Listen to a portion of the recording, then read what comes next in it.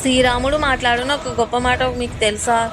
శ్రీరాముడు బాణంతో రావణుడు మరణించాడు. రావణుడు కొడుకులు అందరూ ముందే మరణించడంతో రావణుడి శరీరానికి చేయవలసిన కార్యాన్ని విభీషణ నువ్వే చెయ్యని అన్నాడు రాముడు. అప్పుడు విభీషణుడు, రామ మీరు ఏమైనా చెప్పండి, కానీ రావణుడు బతుకున్నంత కాలము వీడి జీవితంలో ధర్మం అన్న మాటే లేదు. బతుకున్నంతకాలం పరస్త్రీల వెంట తిరిగాడు.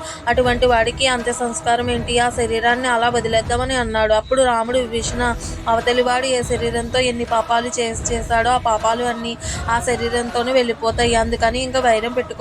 ఆ శరీరానికి సంస్కారం చేయకపోతే వాడు ఉత్తమ గతులకు వెళ్ళడు. ఒకవేళ నువ్వు చెయ్యను అంటే నువ్వు నా స్నేహితుడివే కదా, నా స్నేహితుడు అన్నయ్య నాకు అన్నయ్యే కదా, నువ్వు చేయకపోతే ఆయనను అన్నయ్యగా భావించి నేను చేయవలసిన సంస్కారాలు చేస్తాను అన్నాడు రాముడు. అప్పుడు విభీషణుడు, రామ ఎంత గొప్ప మాట చెప్పావు అయ్యా అంటూ నమస్కరించాడు. అప్పుడు విభీషణుడు రాముడుకు అంత్యక్రియలు చేశాడు. తన భార్యను అపహరించిన రావణుడి స్నేహితుడు అన్నయ్యగా భావించి గొప్పవాడు రాముడు.